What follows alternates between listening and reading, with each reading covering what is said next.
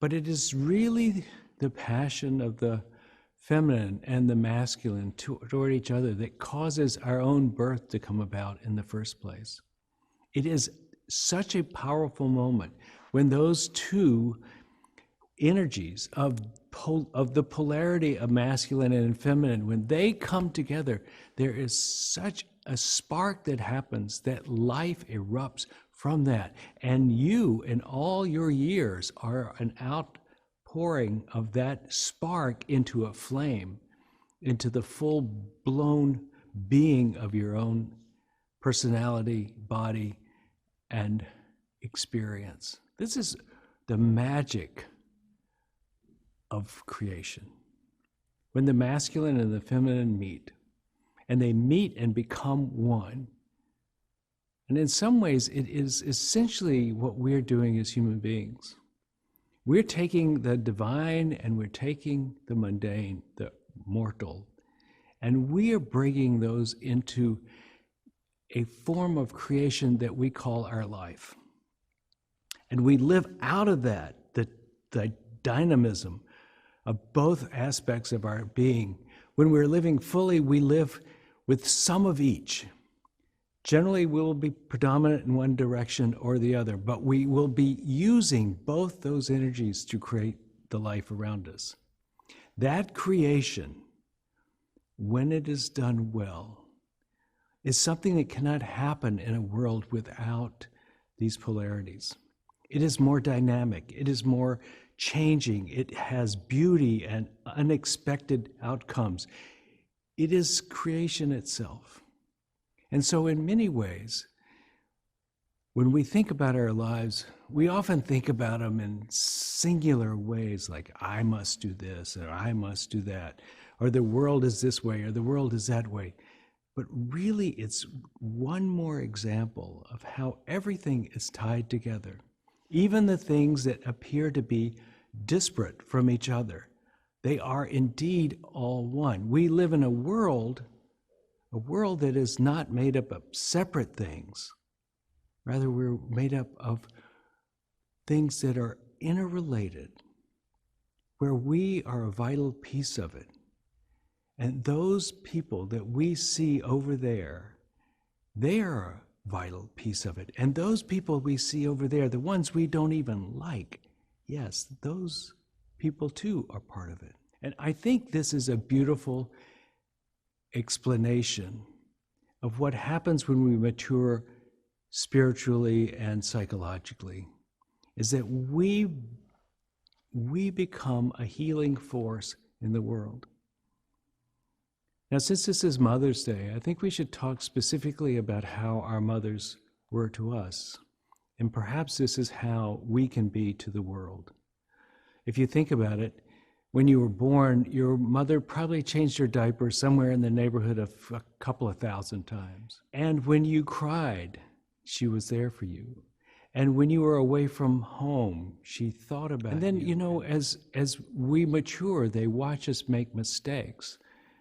And they have to let us do it. And even though they may know better or feel they know better than we do what we should be doing, wise mothers let us go about it and do it.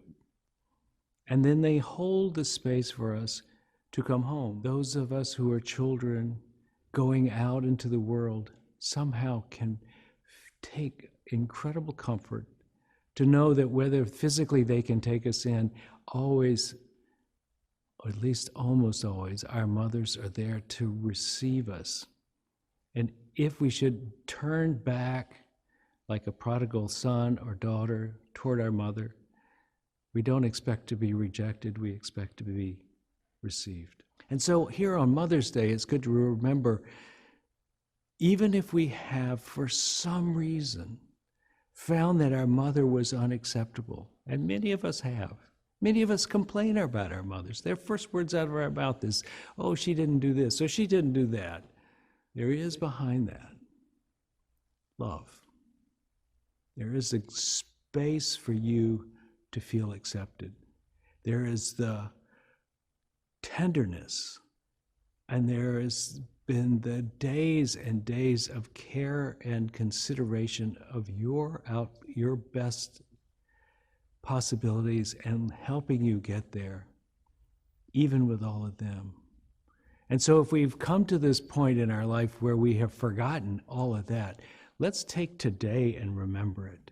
That those years of sacrifice and effort for our well-being is what characterizes mothers and most likely characterize your very own. There's so much that your mother has done for you to spark your life and to feed the flame of your life, that should there be anything that wasn't beautiful, perhaps we in our wisdom now can say, so imperfect, so much like me, and let it go.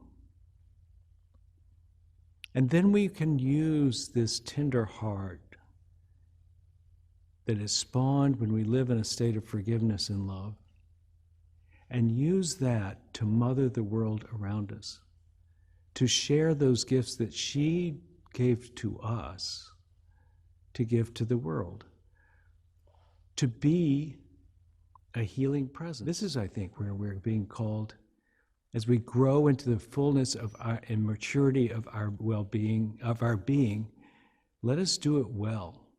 Let us do it with the intent to bring love and motherhood to the world, be we man or woman, to bring ourselves to the world as a mother who cares. On Mother's Day, we remember women as mothers, and this is right, we should do so.